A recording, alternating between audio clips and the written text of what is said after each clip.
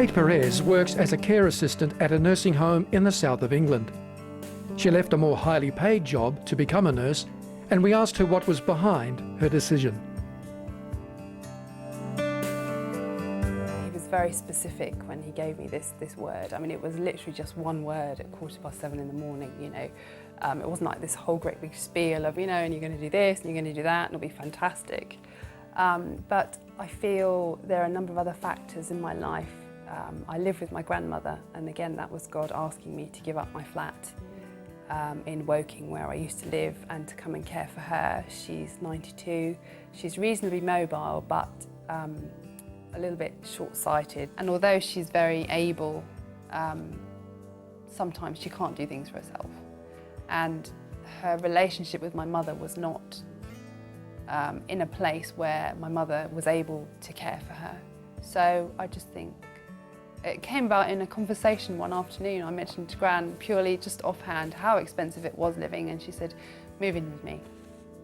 And it was literally that simple. And you know, I thought about it for a few weeks, and then I just sort of did it, really.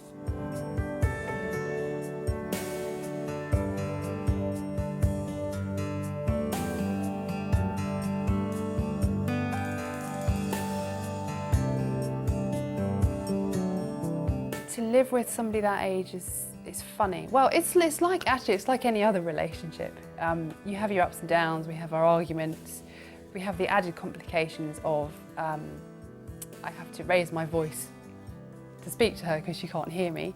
But yeah, it's like a comedy sort of scenario. But actually, I'm very blessed to live there. You know, she looks after me in ways that, you know, that show that she cares, and I look after her in ways practically that she can't do for herself anymore. And we do have fun. You know, she's quite a funny lady.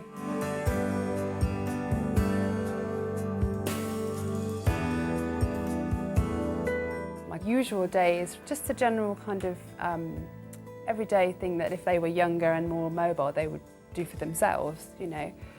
It's practical caring for them. I think it's a privilege to care for somebody, to have that level of trust.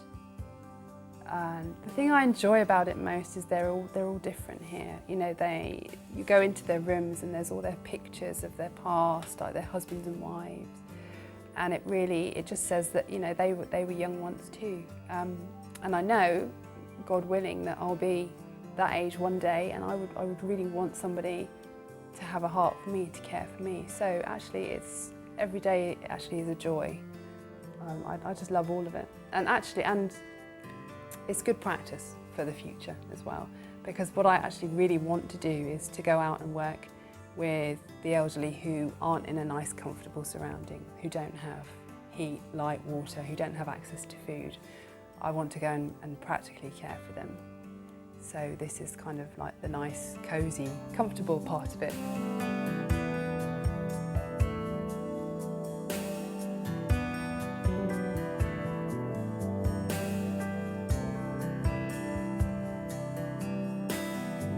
Today's generation of young people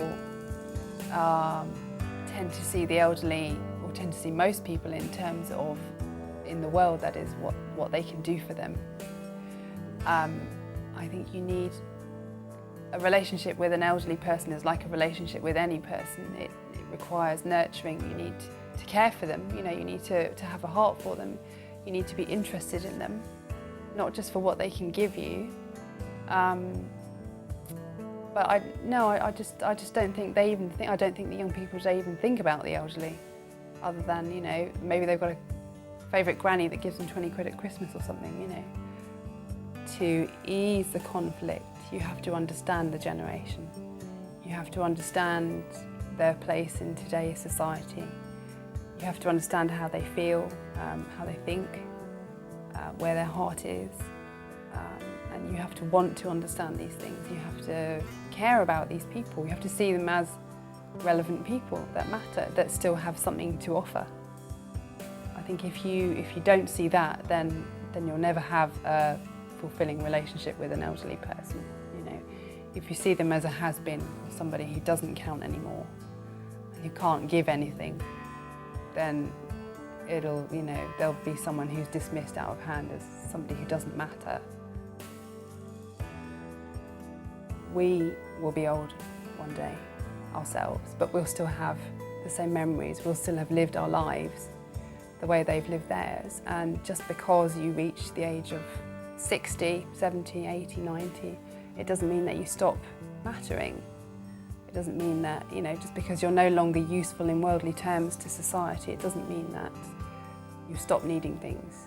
And actually, I think you can learn an enormous amount from an old person. And it's really they're not old, it's just their bodies that are old, you know. Their minds are still just as active. You can have actually much more fun than an old person sometimes.